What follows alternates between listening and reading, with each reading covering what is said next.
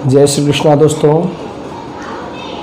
हमारे वैदिक संग्रह चैनल में आप सभी का स्वागत है। आज हम बात करने जा रहे हैं ये जो श्राद्ध आने वाला है उसके विषय में।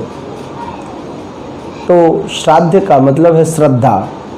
श्रद्धा से किया हुआ कार्य को ही श्राद्ध कहते हैं। अतः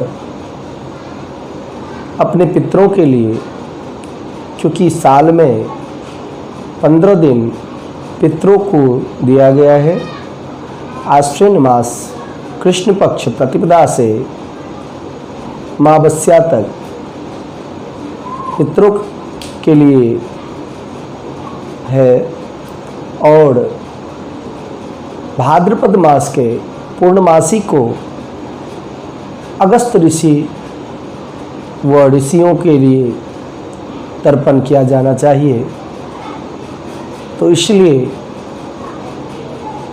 अब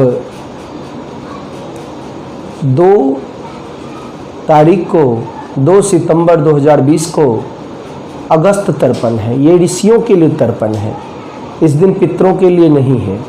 तो इसलिए ऋषियों के लिए तर्पण करें। तो सबसे पहले क्या करना चाहिए? शंख ले। अगर आपके घर में शंख है तो शंख ले लीजिए, सफ़ेद फूल ले लीजिए, कुछ फल ले लीजिए, खीरा का फल हो तो ठीक, नहीं तो कुछ भी फल ले लीजिए। और उसके बाद आपको मंत्र पढ़ना है। मैं मंत्र बता रहा हूँ। ओम आगच्छ मुनि शार्दूल तेजोरासे जगत्पते उद्यन्ते लंका द्वारे अर्घोयम प्रतिगृहीताम। इस मंत्र से आपको अर्घ देना है। अर्घ ऋषियों को, अब सुनिए, सबसे पहले जो तीर्थ कौन सा, हमारे हाथ में तीर्थ है, तो ये क्या है? ये देव तीर्थ। जैसे कि ऐसे हम करते हैं तो देव तीर्थ है, ये ऋषि तीर्थ है। देखिए ऐसे जो हम करते हैं तो ये ऋषि तीर्थ है। ऐसे जब हम करते हैं अंगूठा के नीचे से, ये पितृ तीर्थ है। अतः पितरों को जो जल दे तो अंगूठा से देना चाहिए, और अगर ऋषियों को देना चाहिए तो यहाँ से देना चाहिए, ऐसे। और देवताओं के लिए कर रहे हैं तो ऐसे करना चाहिए। ठीक है, समझ गए? ऋषियों के लिए ऐसे, देवताओं के लिए ऐसे, और पितरों के लिए ऐसे। तो इस प्रकार से अर्घ देना चाहिए। तो अब आप ऋषि के लिए अर्घ दे रहे हैं। तो हमने पहले बताया आपको ये सब वस्तुएं लेकर, और उसके बाद फिर से मंत्र सुनिए। ओम आगच्छ मुनि शार्दूल तेजोरासे जगत्पते उद्यन्ते लंका द्वारे अर्घोयम प्रतिगृहीताम। ओम कुंभयोनि समुत्पन्न मुनिना मुनिषत्तमा उद्यन्ते लंका द्वारे अर्घोयम प्रतिगृहीताम। फिर आपको ये जल जो आप दे रहे हैं, ये सब वस्तु छोड़ देना है। उसके बाद फिर शंख और फूल लेना है।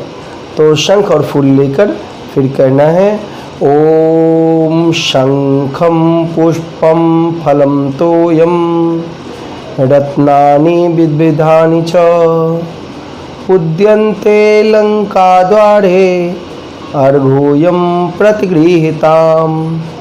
ओम काशपुष्प प्रतीकाश बहिन्मारुत संभव उद्यन्ते लंका द्वारे अर्घोयम प्रतिगृहीताम।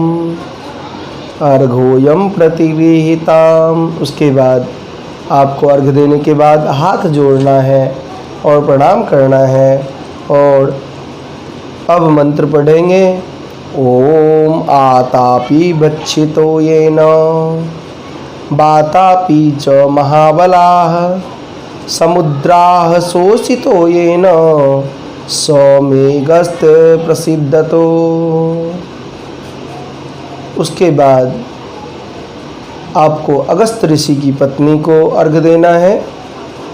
ओम लो लोपामुद्रे महाभागे राजपुत्री पतिव्रते गृहानर्घं मया दत्तं मित्रवारुणि वल्लभे। इस प्रकार से आपको पूर्णमासी वाले दिन अर्घ देना है और उसके बाद भगवान सूर्य को अर्घ देना है। सूर्य को सुनिए, ओम नमो भगवान। अगर आपको मंत्र नहीं आता है तो वैसे ओम सूर्याय नमः, ओम आदित्याय नमः, इस मंत्र से भी आप आहुति दे सकते हैं। और अगर आपको मंत्र द्वारा अर्घ देना है तो मंत्र द्वारा भी अर्घ दे सकते हैं। तो मंत्र द्वारा कैसे अर्घ देंगे? तो ओम हरि ओम आदित्याय नमः, ओम श्री सूर्याय नमः, ओम भास्कराय नमः, ओम श्री सूर्याय नमः, ओम नमो विश्वते ब्राह्मणं भास्यते विष्णु तेज से जगत सवित्रे शुचि सवित्रे कर्मदायिनी एको अर्घ भगवते श्री सूर्य नारायणाय नमः।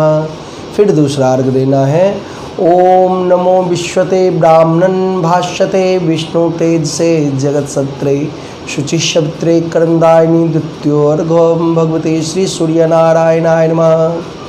फिर तीसरा अर्घ देना है, ओम नमो विश्वते ब्राह्मणं भाष्यते विष्णु तेज से जगत सवित्रे शुचि सवित्रे कर्मदायिनी तृतीयो अर्घ भगवते श्री सूर्य नारायणाय नमः। इस प्रकार से आपको भगवान सूर्य को अर्घ देना है।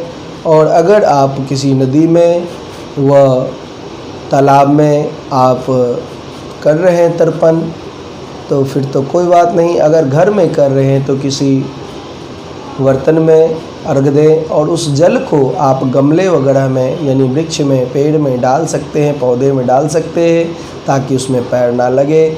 और आपको कुशे की पवित्री पहनना है और कुशा का आपको पवित्री धारण करना है। और कुशा जो तिक्सा कहते हैं, 3 कुशा का एक तिक्सा बनाया जाता है, उससे आपको अर्घ देना चाहिए। अगर आपके पास कुश यानी डाभ की उपस्थिति ना हो, उपलब्धि ना हो, तो आप स्वर्ण अगर धारण कर रखे हैं यानी सोने की अंगूठी आपके पास है तो उसे धारण करके भी आप जल दे रहे हैं तो भी ठीक है।